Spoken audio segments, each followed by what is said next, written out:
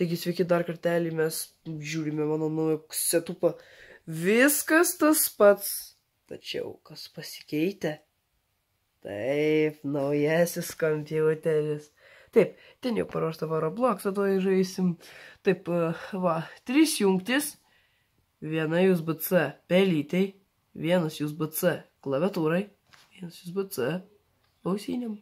Taip, viskas viename. Taip, čia mano laida, jau paruošta visą kamerą, jau taip toliau pakrovikvalio laidas. Taip, ką apie šitą kompą galiu pasakyti? Taip, va, raiška tokia, va. Taip, taip, čia mano seniai paruošti jau mokyklai. Jau aš pasiruošęs, taip, nors kaip tą mokyklą. Taigi, mygtukai raudoni, toliau, touchpadas, taip, touchpadas, va. Touchpadas reikalingas, taip, čia, va, čia čia paspaudė.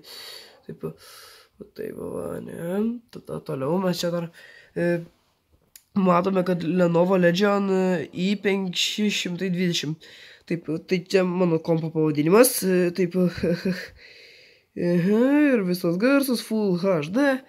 Ir Legion parašyta. Taip, čia yra Legion, Lenovo Legion kompiuteris. Taip, žiauriai, kas man patinka, tai va iš šonų esantis ventiliatoriai. Toliau, raiška didelė, dėžė tai jau tikrai super. Kas man labiausiai patinka, tai kad be jokių pikselių ekranas. Štai va, ekranas visiškai be jokių pikselių.